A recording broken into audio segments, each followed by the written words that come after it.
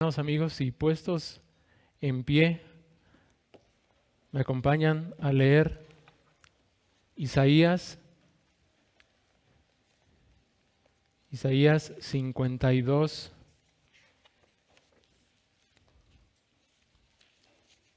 13 al 53, 12. Es un pasaje un poco largo, hermanos, pero hoy solamente vamos a enfocarnos en 53 del 1 al 3, pero es para abordar el contexto. Isaías 52, 13 al 53, 12.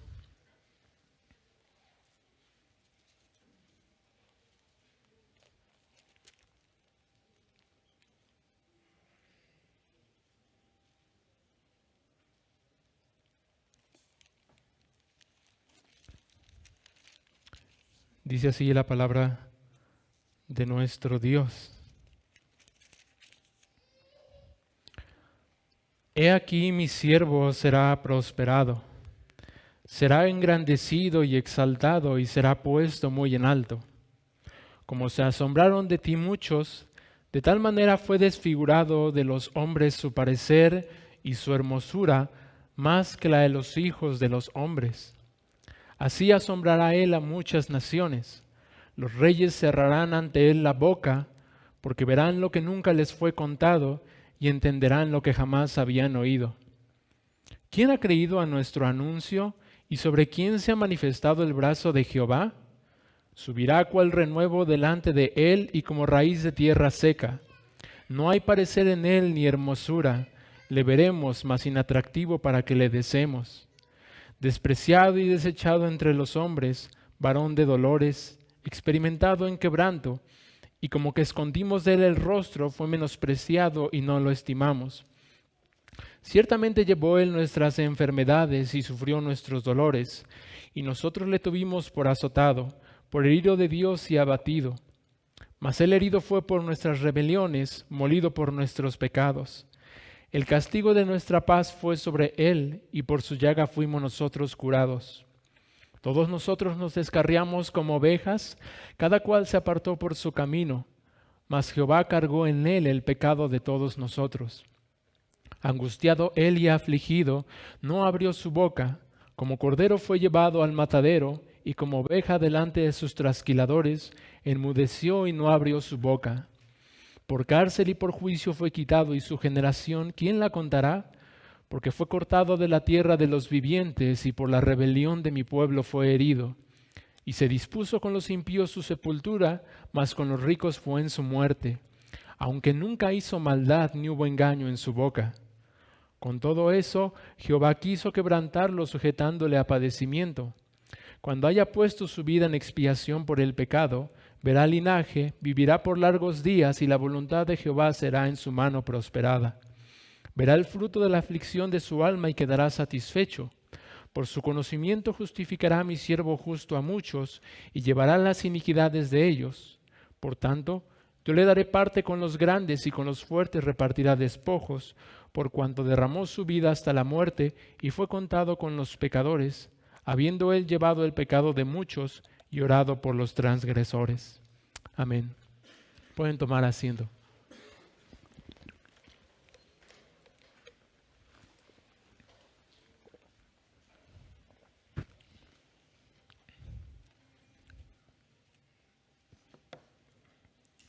Corría el año de 1946, cuando a orillas del Mar Muerto, en las cuevas de Qumran, dos pastores beduinos paseaban por allí cuando uno de ellos aventó una roca adentro de una cueva y se escuchó un sonido extraño. Era como si se hubiera quebrado una vasija. Esto llamó la atención de ellos y se adentraron en una de las cuevas y, para su sorpresa, hallaron 10 vasijas que contenían 7 rollos de pergamino y papiro. Entre ellos destacaba uno que se había conservado completo. Era una copia del libro del profeta Isaías. Los beduinos no sabían que sostenían en sus manos lo que tiempo después se conoció como el descubrimiento del siglo, pues el manuscrito data de 120 a 100 años antes de Cristo. Meses después consiguieron vender 4 de estos rollos a un zapatero llamado Cando, y este a su vez al arzobispo Athanasius Yeshua Samuel de la Iglesia Ortodoxa Siria por la módica cantidad de $100. En 1948 Athanasius viajó a Estados Unidos con la esperanza de venderlos y tras un intento fallido colocó un anuncio en el periódico en busca de un comprador. Finalmente fueron comprados por el arqueólogo israelita Yigael Yadin por $150,000 en 1954 y devueltos a Israel. El rollo de Isaías, junto con más de 200 fragmentos de los rollos del Mar Muerto, actualmente están guardados en Jerusalén, en el santuario del libro del Museo de Israel, y algunos le han llamado a este tesoro la Mona Lisa de Israel por su alto valor. ¿Por qué comencé, hermanos, con este relato del descubrimiento de los rollos del Mar Muerto? No solamente porque el rollo principal, el rollo estrella, es el rollo del libro del profeta Isaías, que es de lo que estamos hablando, de lo que vamos a hablar, sino particularmente porque así como estos beduinos y este arzobispo y después las personas que iban comprando los rollos, por ignorancia ellos no valoraron lo que tenían en sus manos, no sabían lo que realmente significaba eso hasta tiempo después. Así veremos esta tarde al siervo despreciado. Y antes de comenzar quisiera hablar un poquito del contexto de Isaías. No ser exhaustivos, hermanos, es un libro demasiado grande, pero solamente para dar un poco de contexto, voy a ir de lo general a lo particular hasta adentrarnos en dónde estamos parados con Isaías 53, del 1 al 3, que es el que vamos a ver esta tarde, Dios mediante. Pero quisiera ir de lo general a lo particular para que veamos cómo todo esto conecta, tiene sentido. El libro del profeta Isaías, algunos estudiosos lo dividen en dos grandes partes, dos secciones. Y particularmente o curiosamente es como las secciones que nosotros tenemos en nuestra Biblia. En nuestra Biblia nosotros tenemos 2 testamentos. El Antiguo Testamento con 39 libros, el Nuevo Testamento con 27 libros. De igual manera, el libro de Isaías tiene 66 capítulos y la primera parte es del 1 al 39, perdón hermanos, del 1 al 39, y la segunda parte es del 40 al 66. Además, estas 2 secciones regularmente se le asocia a los 2 hijos que tuvo el profeta Isaías, como una figura del mensaje profético que tienen estas 2 secciones. Por ejemplo, la primera sección se le asocia a uno de los hijos del profeta Isaías, cuyo nombre es Maher Salal Hasbaz, que significa rápido para despojar.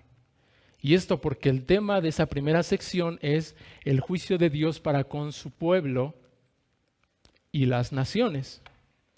Mientras que la segunda sección se le asocia con el otro hijo del profeta Isaías llamado Sear Jasub, que significa un remanente retornará, porque el tema de esta segunda sección del libro de Isaías es la gracia de Dios al enviar al Mesías y la promesa del regreso del remanente de Israel que estaba exiliado en Babilonia. Y entonces, en esta segunda sección es donde nos encontraremos. Esta segunda sección contiene lo que algunos llaman los 4 cantos del siervo. Y el pasaje que nosotros leímos hace rato es el cuarto canto del siervo. Este cuarto canto del siervo nos habla acerca de la humillación y de la exaltación del siervo de Jehová. Y precisamente dentro de este breve contexto está Isaías 53, del 1 al 3, donde veremos primeramente los sufrimientos de este siervo. Antes de hablar de la exaltación, primero Isaías 53 habla de la humillación del siervo. Y el sermón, hermanos, lo he titulado El siervo despreciado, de Isaías 53, del 1 al 3. Antes de empezar con Isaías 53, del 1 al 3, solamente como una breve introducción, decidí tomar los pasajes que leímos del capítulo 52, los últimos pasajes, decidí tomarlos como una introducción. Bien podía ese tener un sermón, pero bueno, me pareció bien tomarlos como una introducción a todo lo que se ve en Isaías 53, porque resume muy bien estos temas de la humillación del siervo y de la exaltación del siervo de Jehová. Vamos a leer nuevamente Isaías 52, 13 al 15. Leamos, hermanos, dice: He aquí mi siervo será prosperado, será engrandecido y exaltado, será puesto muy en alto. Como se asombraron de ti muchos, de tal manera fue desfigurado de los hombres su parecer y su hermosura más que la de los hijos de los hombres. Así asombrará él a muchas naciones, los reyes cerrarán ante él la boca, porque verán lo que nunca les fue contado y entenderán lo que jamás habían oído. Aquí tenemos, como decía, este breve resumen de todo lo que se verá después. Pero así como aquellas películas que luego en las primeras escenas nos muestran un adelanto, ¿no?, del final, así aquí también tenemos un adelanto de ese final, pues empieza con la exaltación del siervo. Y esto porque a fin de cuentas los sufrimientos de Cristo, la obra que Él hizo, es para la gloria de Dios. Por eso se comienza con estas palabras bien maravillosas que dice que mi siervo será prosperado, será engrandecido, será exaltado, será puesto muy en alto. Porque a fin de cuentas, hermanos, el evangelio que se relata aquí en Isaías 53 tiene como finalidad la gloria de Dios. Y esa es la finalidad, a fin de cuentas, pues, del evangelio, la gloria de Dios. Luego el versículo 14 ya nos habla acerca de la humillación del siervo. Nos habla de sus sufrimientos del Hijo de Dios y nos describe, por ejemplo, con palabras como que sería desfigurado su parecer y su hermosura. Eso vamos a ver más adelante en nuestro pasaje de esta tarde. Pero después, en el versículo 15, comienza con una frase que dice: así asombrará él a muchas naciones. Y esa palabra de asombrará se podría traducir de mejor manera que rociará. Él rociará a muchas naciones, lo cual nos recuerda aquel rito en el Antiguo Testamento cuando Moisés rociaba con la sangre de los animales al pueblo para santificarlo. Así, aquí el siervo nos dice que Él rociará a las naciones para santificarlas.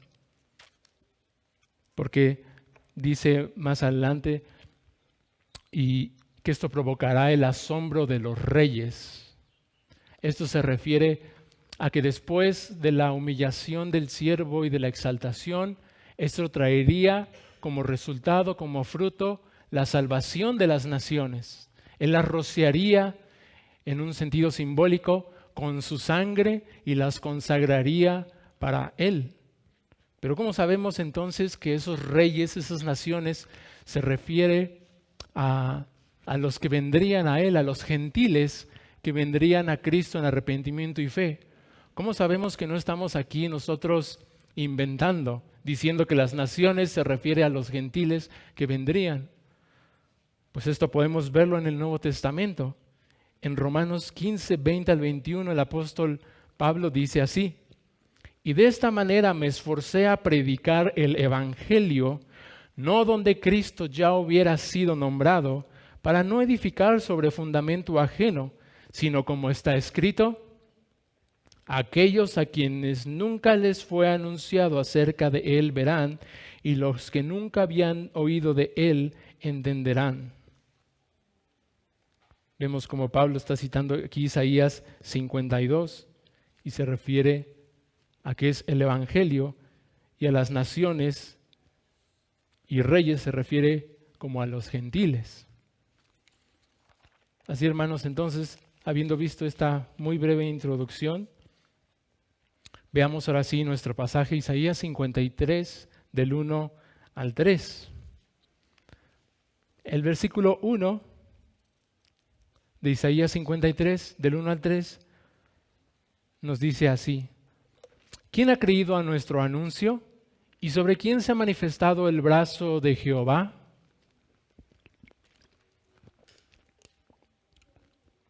Aquí tenemos, hermanos, dos preguntas. Estas dos preguntas son preguntas retóricas, es decir, que ya tienen la respuesta en sí mismas. Es una manera, una forma de decir que nadie creería a nuestro anuncio y que sobre nadie se manifestaría el brazo del Señor. Ahora, esto no es literal, no es que literalmente nadie creería y sobre nadie se manifestaría el brazo del Señor, sino nuevamente es un lenguaje para expresar que realmente pocos son los que creerían. Sobre pocos se manifestaría el brazo del Señor. Así, esta primera parte, hermanos, este sermón he decidido dividirlo en dos partes. La primera, el evangelio rechazado, que va a ser este versículo 1 que acabamos de ver. Y la segunda parte, el Cristo rechazado, de los versículos 2 y 3. Así que entonces estamos en la primera parte del evangelio rechazado.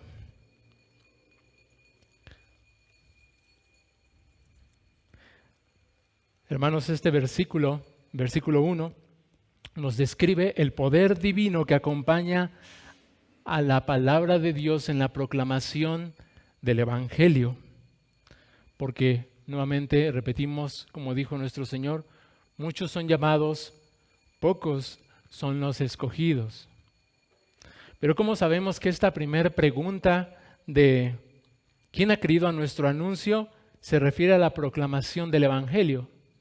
¿Y cómo sabemos que la segunda pregunta de ¿y sobre quién se ha manifestado el brazo de Jehová? Se refiere al poder de Dios para revelar ese evangelio y salvar?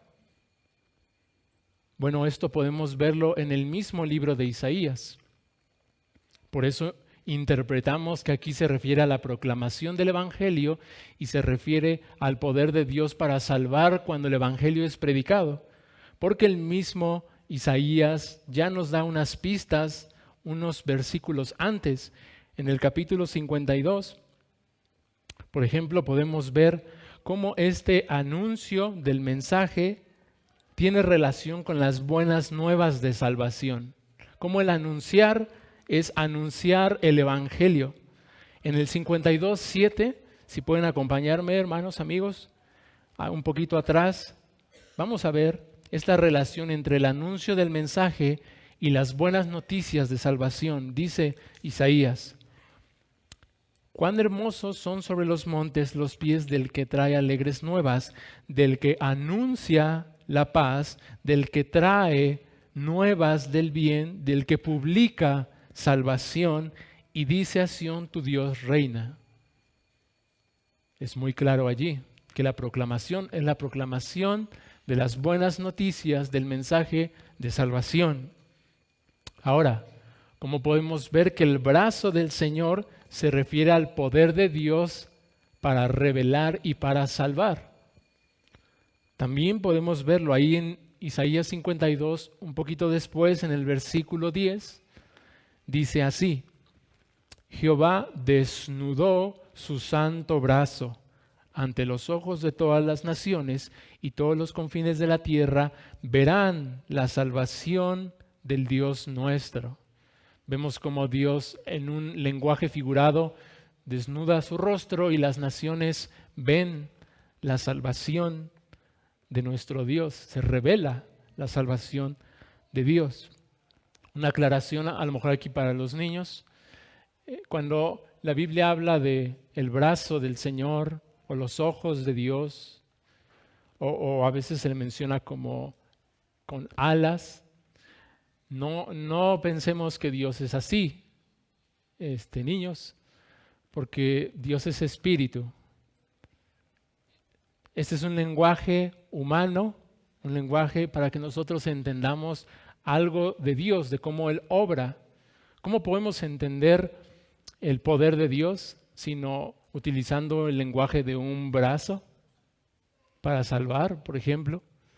Entonces, esta es una aclaración nada más que nos puede servir después en las lecturas que tengamos de las Escrituras.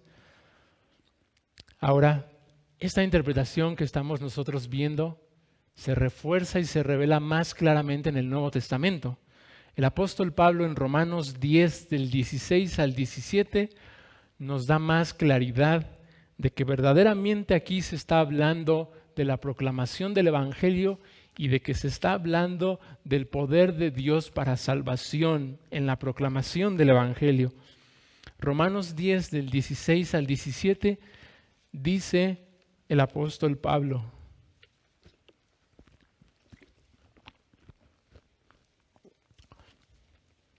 mas no todos obedecieron al Evangelio. Pues Isaías dice: Señor, ¿quién ha creído a nuestro anuncio? Así que la fe es por el oír, y el oír por la palabra de Dios. Literalmente vemos la palabra evangelio y afirma que la fe es por el oír, pero no con un oír cualquiera, sino un oír con fe, que es resultado del poder de Dios que se revela a través de su palabra. Así entonces, el ¿quién ha creído a nuestro anuncio? Se relaciona con que la fe es por el oír. ¿Y sobre quién se ha manifestado el brazo de Jehová? Se relaciona con que el oír es por la palabra de Dios. Veamos lo que nos dice nuestra confesión acerca de esto, estas dos realidades en la proclamación del Evangelio. ¿Qué relación hay entre el anuncio de una persona, como la que aquí está hablando, del Evangelio, con esa obra misteriosa que Dios hace en la proclamación del Evangelio? Dice nuestra confesión en el capítulo 12, párrafo 4, dice, cito: aunque el Evangelio es el único medio externo para revelar a Cristo y la gracia salvadora, y es como tal completamente suficiente para este fin, para que los hombres que están muertos en sus delitos puedan nacer de nuevo, ser vivificados o regenerados, es además necesaria en toda alma una obra eficaz e insuperable del Espíritu Santo, con el fin de producir en ellos una nueva vida espiritual. Sin esta, ningún otro medio puede efectuar su conversión a Dios. Vemos aquí un llamamiento externo cuando el Evangelio es proclamado por un creyente, y un llamamiento interno, una obra interna del Espíritu Santo que llama al pecador, cosa que el creyente no puede hacer.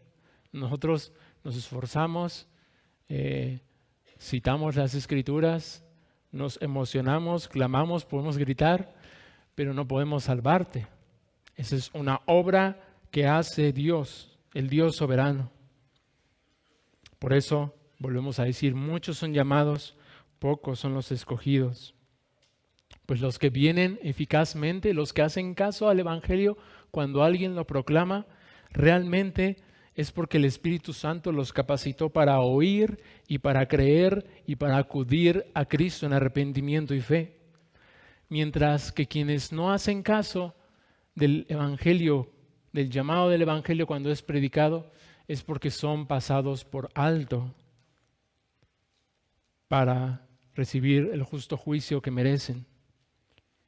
Hay que hacer aquí una aclaración, queridos hermanos y amigos.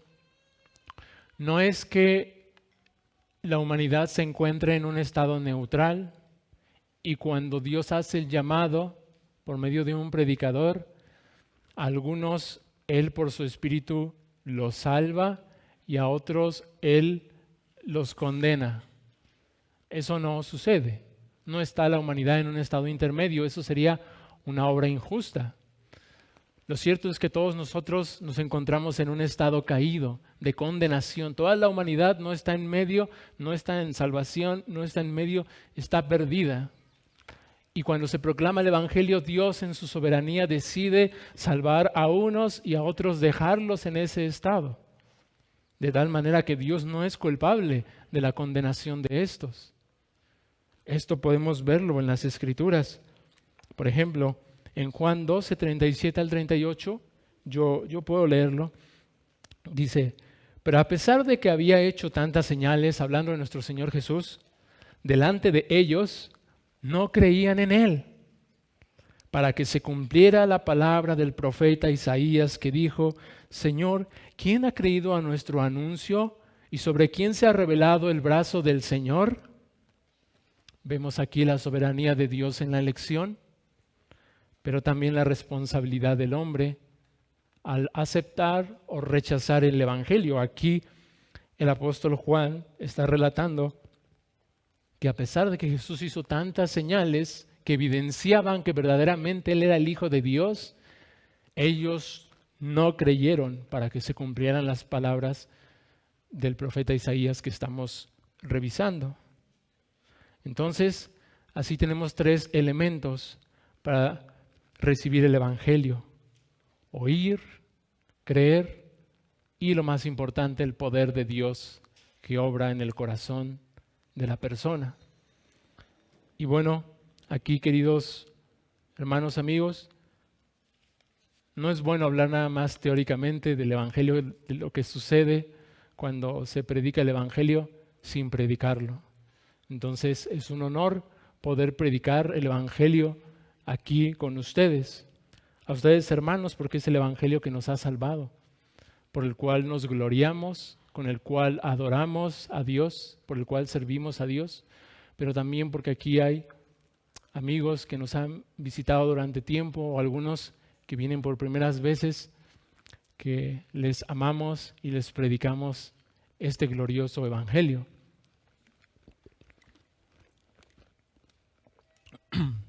Y este es el Evangelio, queridos amigos, que comienza con Dios, con este Dios del que cantábamos hace rato, incomprensible, incognoscible, maravilloso, altísimo, soberano, que no tiene necesidad de nada, que Él está sobre todas sus criaturas, que no hay nadie igual a Él.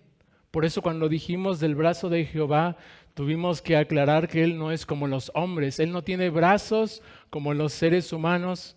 Él es un ser completamente distinto a nosotros. Por ejemplo, el hermano Washer una vez dio un ejemplo. ¿Qué es más parecido a Dios de entre sus criaturas?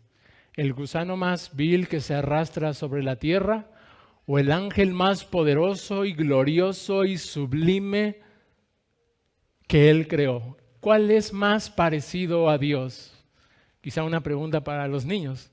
Si te hicieran esa pregunta, pequeño amigo, ¿qué responderías? ¿Qué es más parecido a Dios? ¿Ese gusano que puedes aplastar fácilmente, que es repugnante muchas veces a la vista?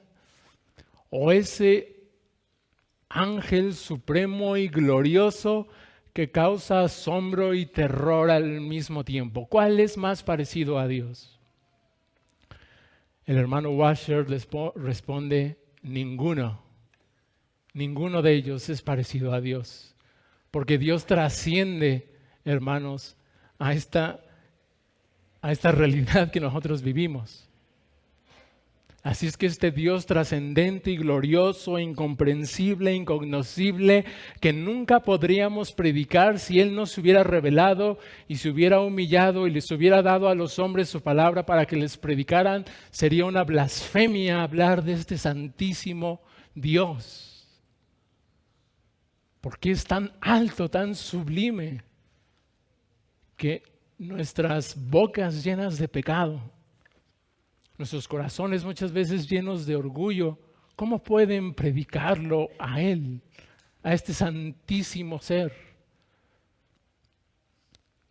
Pero la gloria del Evangelio, querido amigo, es que Él se hizo un hombre. Y esto es lo maravilloso de nuestra fe. Ninguna religión predica esto.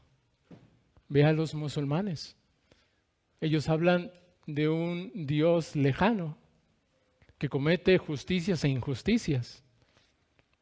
O aún el propio judío que quizá conozca algo del Dios verdadero, pero él no confiesa a este Dios que se hizo hombre. De hecho, como veremos más adelante, lo negaron, lo despreciaron. Pero la fe, nuestra fe nos dice, el Evangelio nos dice que este Dios incognoscible se hizo conocible a los hombres. Este Dios altísimo se hizo alcanzable a los hombres. Este Dios que no tiene manos ni brazos porque es espíritu, tomó forma humana, se hizo un hombre y habitó entre nosotros, como dicen los apóstoles, y vimos su gloria, la gloria del unigénito. Esa imagen que Dios prohibió en el Antiguo Testamento diciendo, no harás ninguna imagen porque cuando yo me mostré contigo en el monte, ninguna imagen viste, así es que está prohibido que hagas imagen de mí. Y sin embargo, Él dio su imagen y nos la dio. Cristo es la imagen de Dios. ¿Quieres adorar una imagen, querido amigo? Adora a Cristo. Esta es la imagen que Dios nos ha dado, para que le veamos y le palpemos por el testimonio de los apóstoles que lo palparon, que lo vieron, que comieron con Él. Por eso nosotros les anunciamos a este Cristo, que aunque no lo hemos visto con nuestros ojos, creemos el testimonio de los apóstoles que sí lo vieron, que estuvieron con Él. Este glorioso Cristo, ve aquí la humillación del Hijo de Dios al hacerse un hombre. Este Dios del que estamos hablando tomó forma humana, se hizo hombre, nació de la Virgen María. Podemos ver que verdaderamente fue un ser humano que caminó entre nosotros. Y Dios verdadero, porque fue concebido por el Espíritu Santo. Y dice la Escritura que Él crecía en gracia para con Dios y con los hombres, como un ser humano creció. Este Hijo de Dios, además, queridos hermanos y amigos, obedeció los mandamientos de Dios que nosotros hemos violado. Todos nosotros hemos adorado cualquier cosa que no es Dios, sea otras personas, sea la cultura, sea la música, sea alguna otra persona, a nosotros mismos, violando el primer mandamiento. Pero el Hijo de Dios, solamente en su condición de hombre, adoró a su Padre en el cielo. Él no adoró a ninguna criatura, sino a su Padre en el cielo. Y eso lo hizo en nuestro lugar. Nosotros hemos violado todos los mandamientos de Dios. Hemos usado el nombre de Dios en vano, pero Cristo no. Cristo siempre usó el nombre de su Padre para bendecir, para alabar. Él se sometió a sus padres en la tierra, dice la Escritura que estuvo sujeto a ellos, y siempre estuvo sujeto a su Padre haciendo su voluntad hasta la muerte y muerte de cruz. Pero nosotros ciertamente hemos desobedecido a nuestros padres, pero Él lo hizo en nuestro lugar. El Hijo de Dios no robó, ni mató, ni cometió adulterio, ni mintió, pero nosotros hemos hecho todas esas cosas. Buenas noticias, el Hijo de Dios lo hizo en nuestro lugar. Pero no solo eso, sino que, como Él dijo, a mí nadie me quita la vida, sino que yo la doy. Tengo autoridad para darla y tengo autoridad para volver a tomarla. Y efectivamente el Hijo de Dios fue a la cruz. Él mismo se dejó capturar por los que lo capturaron. Si ustedes leen en las Escrituras, podrán ver que él no hizo nada para escapar de eso. De hecho, hizo todo lo posible para ir a la cruz. De tal manera que cuando nosotros leemos por primera vez los evangelios, esos relatos en la captura de Jesús, en el juicio injusto que tuvo, en su condenación, naturalmente decimos, oye, ¿por qué no aquí contestó esto? ¿Por qué no hizo aquello? ¿Por qué no buscó zafarse? Cuando le ofrecieron vinagre mezclado con hiel, que era una especie de anestesia que les daban a los crucificados para que ese tormento no fuera tan grande, cuando le ofrecieron esa anestesia para tomarla, él no la quiso beber. ¿Por qué? ¿Por qué hizo eso? Porque procuró con todas sus fuerzas y con todo lo que él tenía ir a la cruz. Porque él vino a hacer la voluntad de Dios, pero también para salvar a los pecadores. Eso era lo que él vino a cumplir aquí. Él cargó con nuestros pecados y en la cruz sufrió el juicio de Dios que nosotros merecemos. Esa copa que él en Getsemaní clamaba en su humanidad. Aquí vemos que el Hijo de Dios fue verdaderamente humano porque estando en el Getsemaní clamó pidiéndole a Dios que de ser posible pasara de él esa copa, la copa de la ira de Dios. Después de haber cantado acerca de la copa de la salvación, ahora él clamaba que pasara de él la copa de la ira y del juicio de Dios. Pero como él vivió siempre haciendo la voluntad de Dios, aún en la angustia más profunda, dijo, mas no se haga mi voluntad sino la tuya. Y si vemos en las Escrituras, a partir de ahí ya nadie lo detuvo. Como un guerrero que se levanta y sabe cuál es su misión y va a cumplirla. Él mismo dijo cuando iban a capturarlo, ¿a quién buscan?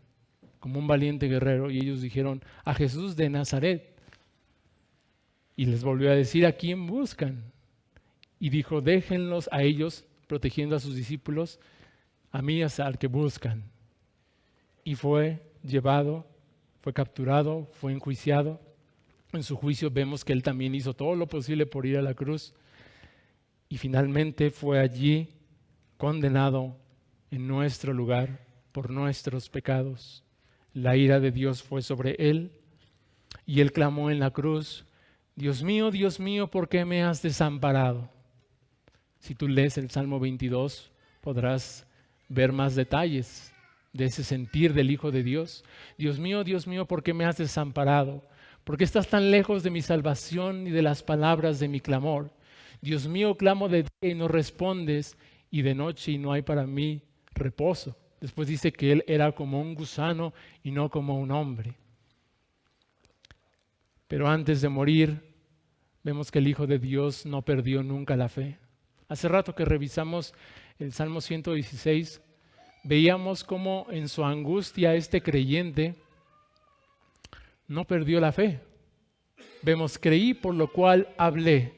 Y aquí vemos el ejemplo de este Cristo que creyó, que siempre confió en su Padre, por lo cual él, sus últimas palabras dijo, Padre, en tus manos encomiendo mi espíritu. Y habiendo dicho esto, murió. Ahí está la confianza del Hijo de Dios, buscando la gloria de Dios, aún en su angustia más profunda, bajo la ira de Dios. Murió, pero al tercer día se levantó de entre los muertos, queridos amigos, hermanos, con poder y gloria, con un cuerpo nuevo que ya no puede ser destruido. Los evangelios nos dan mucho testimonio de que Él resucitó en carne y hueso, pues comió con sus discípulos tocaron sus heridas. Los evangelistas dan testimonio de que Él se levantó en carne y hueso. El mismo que fue colgado fue el mismo que se levantó de entre los muertos. Y ascendió al cielo, se sentó a la diestra de Dios. Hoy intercede por todos aquellos que creen en Él. Y vendrá por segunda vez en el día del juicio. Ese es el evento que estamos esperando, hermanos, amigos. A veces se nos olvida, nos ocupamos en tantas cosas, pero la humanidad va hacia ese fin, hacia el regreso glorioso del Hijo de Dios en el juicio final, donde todos estaremos delante de Él. Los que se arrepintieron y confiaron en Él recibirán la gloria y estarán con Él para siempre, pero los que continuaron rechazando obstinadamente este santísimo evangelio irán justamente a la condenación eterna.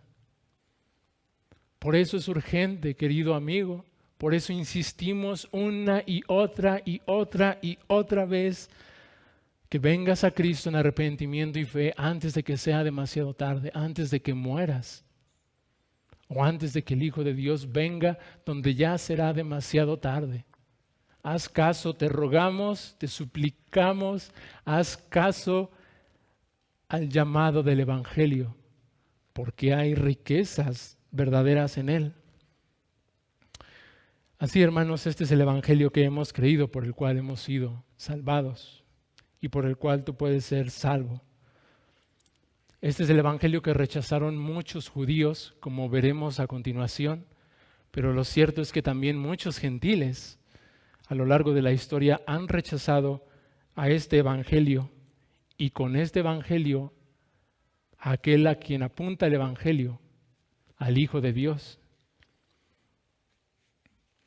Así pasamos, hermanos, a nuestra segunda sección, que es el Cristo rechazado.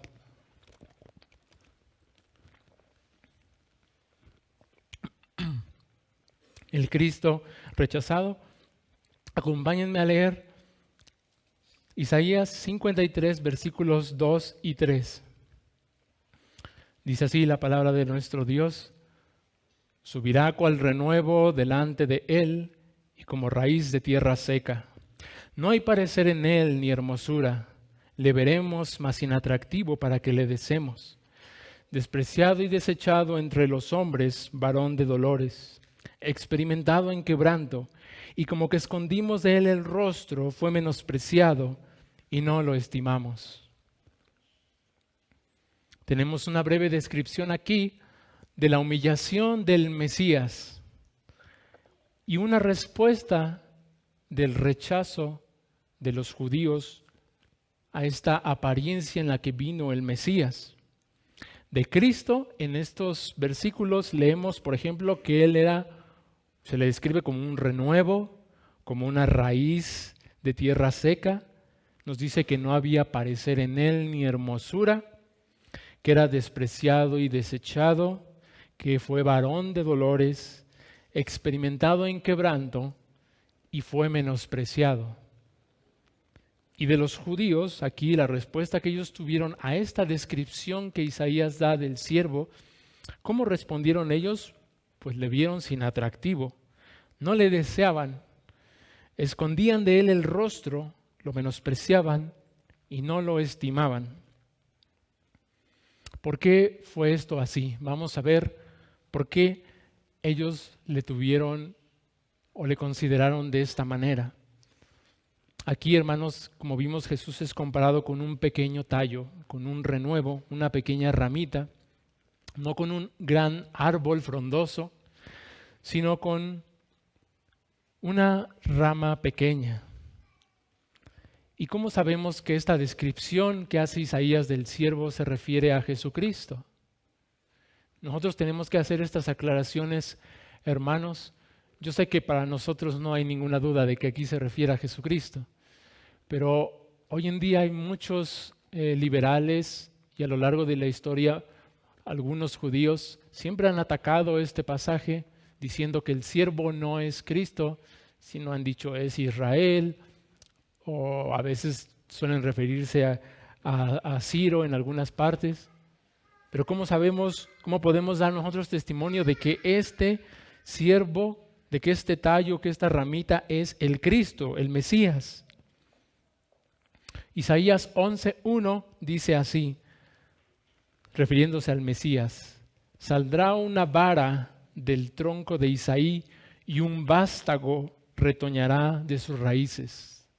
Nadie tiene dudas de que ese texto se refiere al Mesías, y la descripción que hace Isaías del Mesías nos dice que saldrá una vara de el tronco de Isaí, y un vástago retoñará de sus raíces. Ahí vemos ese lenguaje como de planta, de agricultura, pues. Así, este texto no solamente nos ayuda a ver que esa ramita se refiere a Jesús, sino que nos da más luz acerca de su naturaleza cuando dice que retoñaría de la raíz de Isaí. Este Isaí, como sabemos por las Escrituras, fue el padre del rey David. Y si esta ramita retoñaría de Isaí, esto nos habla del linaje real de este Mesías, que él sería rey. Pero el pasaje, Isaías lo describe como una raíz de tierra seca, no como una raíz del linaje real, sino como de tierra seca. ¿Y por qué lo describe como tierra seca y no como un árbol frondoso que representaría un linaje real? Esto es porque él no vino con majestad y esplendor, como suelen venir los reyes. Los reyes se presentan así, con mucha pompa, pero el Hijo de Dios no vino así. Por eso es que Isaías lo describe como una raíz de tierra seca. Vean, hermanos, lo que dice el hermano Jonathan Edwards. Voy a citarlo. Me pareció muy bueno citar esto porque solamente él podía decir estas descripciones.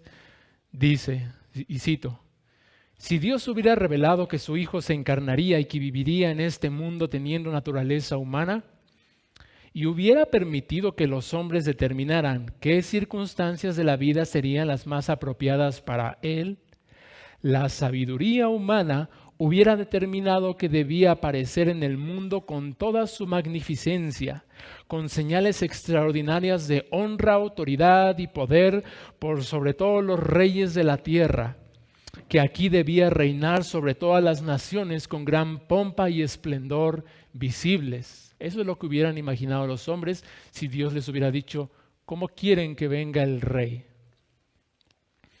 Pero la sabiduría de Dios escogió lo contrario.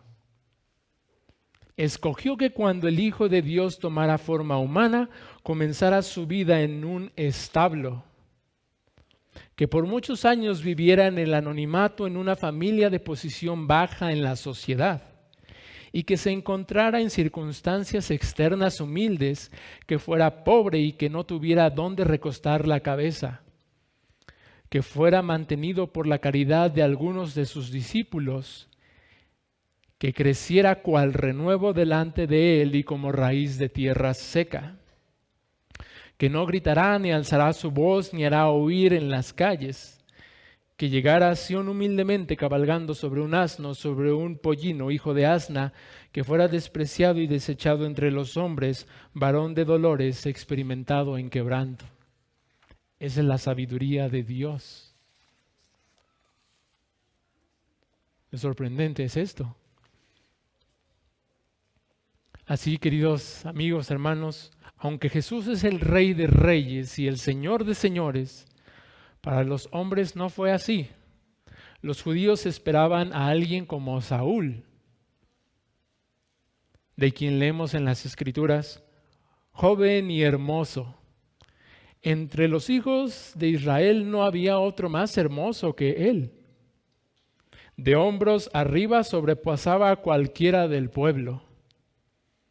O quizá como David. También en las Escrituras vemos una descripción de David, de su apariencia. Dice: era rubio, hermoso de ojos y de buen parecer. Pero de Jesús nos dice Isaías: no hay parecer en él ni hermosura. Le veremos, mas inatractivo para que le deseemos. Esto es porque no había realeza o majestad visibles en él. Algunos a veces llegan a usar esos textos para tratar de describir cómo era Jesús físicamente, pero yo creo que tiene que ver más con su apariencia real. No importaba si él a lo mejor era atractivo físicamente, sino más bien aquí Isaías se refiere a que Él no venía como ese rey que ellos esperaban, pues los judíos no esperaban a alguien guapo, o sea, esperaban a alguien poderoso. El ideal que ellos tenían del Mesías, por ejemplo, es que ellos esperaban un rey libertador y conquistador. Esa es la idea que ellos se generaron del Mesías. No esperaban un varón sufriente. Ellos esperaban uno que los defendiera del imperio romano. No uno que les enseñara a amar a sus enemigos y que además fuera crucificado por ese imperio romano. Ellos, los judíos incrédulos, esperaban que los librara por medio de las armas, no uno que lo hiciera por medio de la muerte y de la resurrección. Pero entonces aquí hacemos la pregunta, todas estas señales que Jesús dio y las profecías que cumplió, ¿acaso no las conocía Israel, como dice el apóstol? ¿No conoció esto Israel? ¿No sabía estas profecías que hablaban del Mesías que vendría en esta condición? Sí las sabían, pero por su dureza las negaron, por su orgullo. Cada uno espera el Mesías que uno cree que merece. Si uno tiene orgullo en el corazón, altivez, uno espera un Mesías así. Pero si uno sabe que no merece nada, entonces él está dispuesto a recibir un Mesías que se haga como él para salvarlo. Veamos, hermanos, amigos, una lista de señales que daban testimonio que verdaderamente Jesús es el Mesías. Vamos a leer algunos pasajes de Isaías que profetizan que verdaderamente Jesús es el Mesías. Y además, a la par de que veremos estas descripciones, estas profecías que nos hablaban de que Jesús verdaderamente es el Mesías, veremos la respuesta de desprecio, incredulidad y rechazo de los judíos a pesar de estas señales. Por ejemplo, en su nacimiento. Leemos en Isaías 7:4, por tanto, el Señor mismo les dará señal. He aquí que la Virgen concebirá y dará a luz un hijo y llamará su nombre Emmanuel. Ahí estaba la profecía acerca del Mesías, que nacería de una virgen y que además le llamarían Dios con nosotros. Sería Dios con nosotros ese Mesías. Pero los judíos, en lugar de eso, en un pleito que tuvieron con Cristo, en una discusión, ellos le sugirieron a él que era un hijo ilegítimo cuando dijeron, nosotros no somos hijos de fornicación. Es una blasfemia bien terrible esa, que en el Talmud está.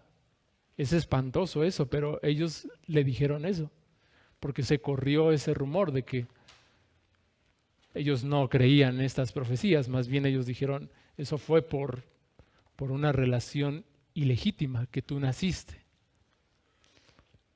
Pero también vemos otra señal, por ejemplo, de su ministerio. En Isaías 61, del 1 al 2, nos dice, el Espíritu de Jehová, el Señor, está sobre mí, porque me ungió Jehová, me ha enviado a predicar buenas nuevas a los abatidos. Pero los judíos dijeron que él echaba a los demonios por el poder de Belcebú. En lugar de reconocer que el Espíritu de Jehová estaba sobre él y todas esas señales que él hacía daban testimonio de esa realidad, ellos más bien se negaron a esa realidad y conforme a sus necios corazones dijeron, él echa a los demonios por el poder de Belcebú, el príncipe de los demonios, cometiendo así el pecado imperdonable, la blasfemia contra el Espíritu Santo. También leemos, por ejemplo, otra profecía acerca de su muerte. Isaías 53:8 dice, y por la rebelión de mi pueblo fue herido. Ahí está la razón por la cual el Hijo de Dios había de morir. Pero los judíos, cuando Cristo estaba crucificado, se burlaban de él, diciendo, confío en Dios, líbrele ahora si le quiere, porque ha dicho, soy hijo de Dios. En lugar de reconocer lo que Isaías decía de que Él había de morir por sus rebeliones, ellos dijeron, no, eso fue por tus rebeliones. Pero también vemos esto en su resurrección. Isaías 53:10 dice, vivirá por largos días. Después de describir su sufrimiento, su muerte, dice, y vivirá por largos días, es decir, resucitará de entre los muertos. Pero en lugar de reconocer la resurrección del Hijo de Dios, cuando aquellos soldados les dieron testimonio de esa realidad, ellos los sobornaron. Sobornaron a los soldados que dijeron, no está el cuerpo, ¿no? Que dijeron, alguien lo robó o algo pasó porque la piedra estaba removida. Entonces, estos judíos perversos sobornaron para que dijeran que sus discípulos habían robado su cuerpo. Así, queridos hermanos, estas y muchas otras profecías cumplió Jesús, lo cual hace más grave el rechazo obstinado de los judíos. No vaya a suceder eso contigo, querido amigo. Hay tantas señales de que este es el Salvador. No vaya a suceder que lo rechaces. Porque sabemos que los judíos le rechazaron no por falta de evidencia, sino como dice la Escritura, porque le tenían envidia y porque hacía muchas señales. Por eso le rechazaron. Ellos no vieron al deseado de las naciones. Ellos no vieron al más hermoso de los hijos de los hombres. Les pareció poco atractivo. Así, hermanos, en resumen, este versículo 2 nos muestra al Mesías en su debilidad como hombre, utilizando una metáfora con elementos de la naturaleza como una ramita y una raíz de tierra seca, para hablarnos de lo poco atractivo que resultaría para su pueblo, porque no cumplía con las expectativas que ellos tenían del Mesías. Sin embargo, ahí al principio del versículo leemos algo interesante. Dice, subirá cual renuevo delante de él. Ese sujeto, él, se refiere a Dios, al Padre. Es decir, que el Hijo de Dios, Jesucristo, subiría cual renuevo delante de Dios. Delante de Dios sería algo precioso. Aunque los hombres le rechazaran y le vieran como algo insignificante, delante de Dios era hermoso, precioso, de gran estima. Esto bien lo describe el apóstol Pedro cuando nos dice que Jesús es la piedra viva, desechada por los hombres, pero escogida y preciosa para Dios. Vemos la sabiduría de Dios aquí, amigos. Hermanos, nuevamente, aquello que los hombres desprecian es aquello que es de alta estima, no para un hombre cualquiera, no para un presidente, sino para el Dios Altísimo. Es la sabiduría de Dios. Así, queridos hermanos, vamos ahora al versículo 3 a descender más al valle de la humillación del siervo sufriente. Vamos a ver ahora cómo se agravan estas descripciones del rechazo que sufrió nuestro Señor Jesucristo. Dice el versículo 3, despreciado y desechado entre los hombres, varón de dolores, experimentado en quebranto, y como que escondimos de él el rostro, fue menospreciado y no lo estimamos.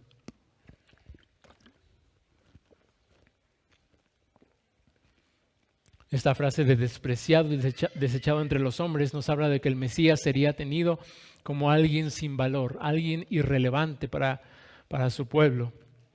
Porque esa palabra que leemos ahí como despreciado, también la encontramos en algunas otras historias del Antiguo Testamento, con la cual vamos a entender un poco más cómo los judíos lo vieron, cómo lo despreciaron.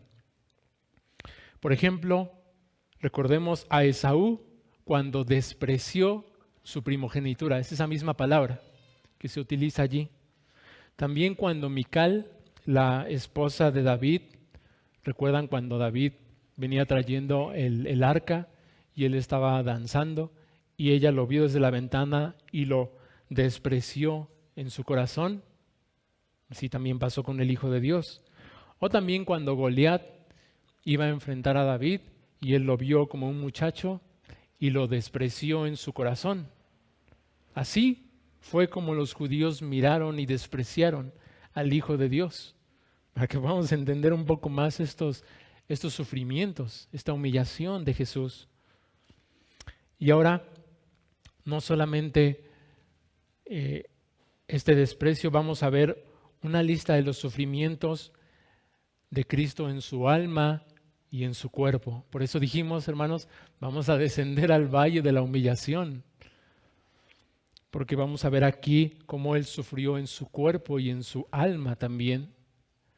Siempre pensamos en la cruz como el mayor sufrimiento, y es verdad, pero durante su vida también sufrió, por eso es llamado un varón de dolores. Y aquí, hermanos, ¿qué será peor, el dolor físico o el dolor en el alma? A veces dicen que es en el alma, pero cuando nos duele algo físicamente decimos que es el físico. Y es que ahí se muestra la naturaleza que tenemos como seres humanos, que estamos divididos o más bien compuestos por dos partes, el alma y el cuerpo. Cuando sufre nuestra alma, también nuestro cuerpo sufre y viceversa. Cuando pasamos por una situación difícil, una angustia, una enfermedad, una muerte, nuestro cuerpo se ve afectado. De igual manera, cuando nos duele algo del cuerpo, nos deprimimos, estamos inquietos, nuestra alma está sufriendo. Así es que veamos este rechazo de los sufrimientos de Cristo en su alma y su cuerpo. Vemos un rechazo en su nacimiento, cuando Él encontró oposición y hostilidad, cuando no se halló lugar para ellos en el mesón. Recordemos que tuvo que nacer en un establo y tuvo que ser puesto en un pesebre donde los animales beben. Es un rechazo, es sufrimiento. También vemos su rechazo en su niñez, cuando fue perseguido por Herodes y quiso matar a los niños. Sus padres tuvieron que huir a Egipto para resguardarlo. Sufrimiento. Rechazo también en el lugar donde vivió, pues él creció en Nazaret, un lugar donde vemos que era despreciable. No se dijo de él que acaso podía salir algo bueno de allí. Él creció allí.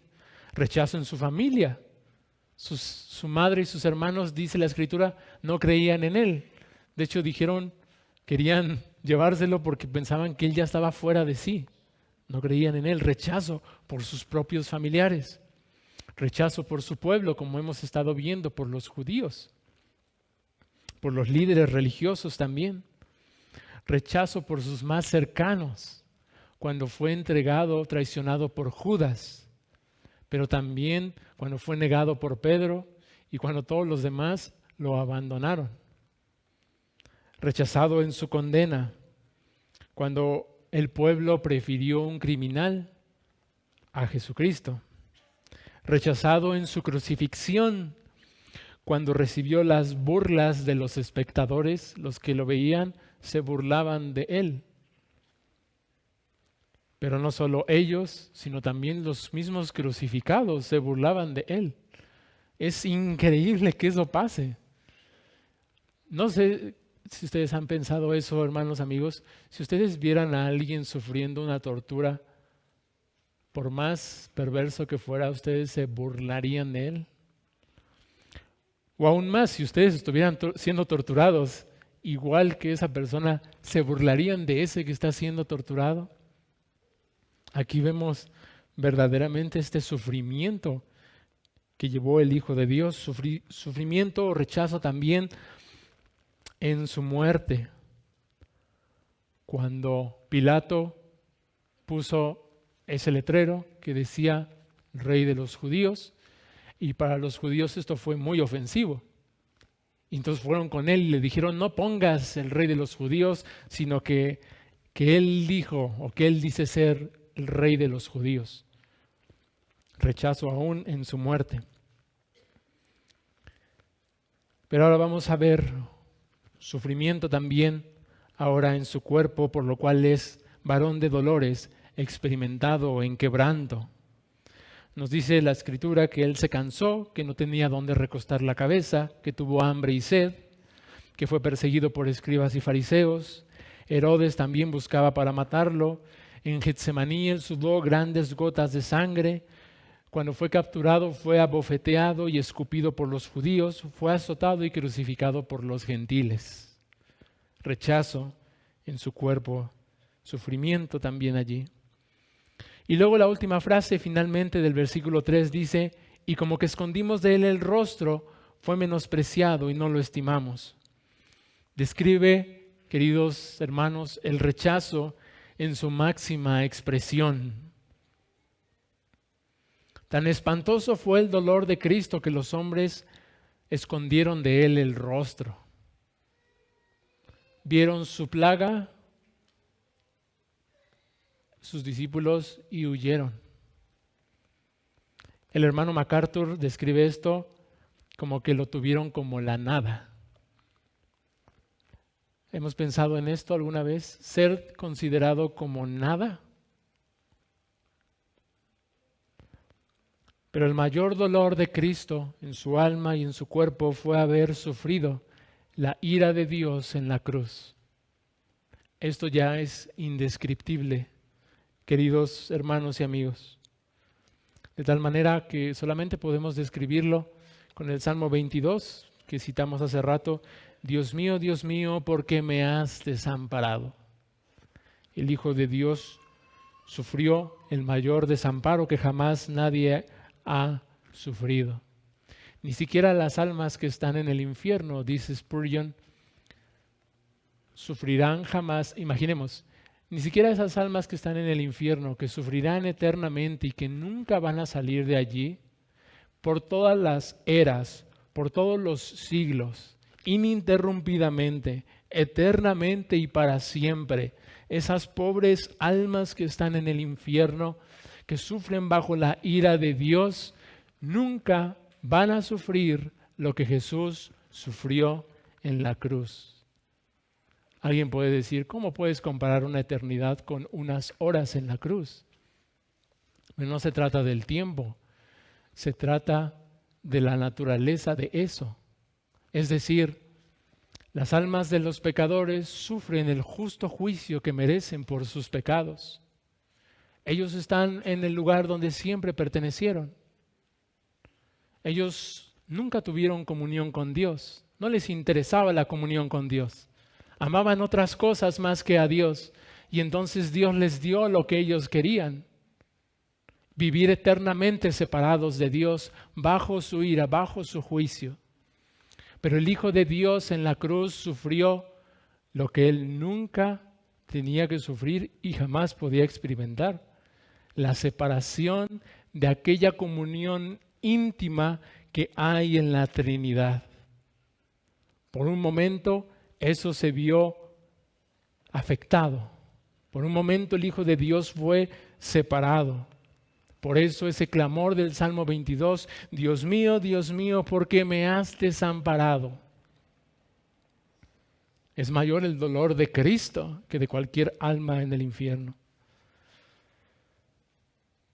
Así, nuevamente, por eso es muy grave el pecado de la nación judía que le rechazó. Y esto, si consideramos el valor de aquel que rechazaron, pues no rechazaron a cualquier hombre, sino al Dios hecho hombre. Si nos pareció ridículo que los beduinos vendieran los rollos en unos cuantos dólares, ¿cuánto más quien rechaza al Hijo de Dios, el tesoro más grande que jamás nadie puede tener? Así que el problema no está en el tesoro, sino en la persona que no aprecia ese tesoro. Como leemos finalmente en Juan 1, del 10 al 11, en el mundo estaba y el mundo por él fue hecho, hablando de Jesús, pero el mundo no le conoció. A lo suyo vino y los suyos no le recibieron. Finalmente, queridos hermanos, unas aplicaciones. Quisiera poner 3 aplicaciones para hermanos y amigos de Isaías 53, del 1 al 3, podemos aprender que nuestra teología afecta a nuestras decisiones.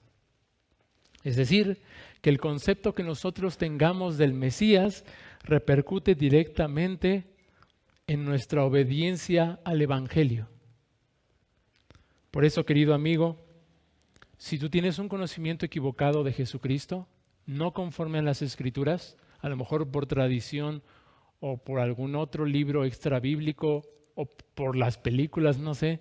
Si tú tienes un conocimiento así nada más de Cristo, esto va a afectar tu eternidad. Porque tú no vas a poder ver al Cristo que predica en las Escrituras. No podrás nunca recibirle.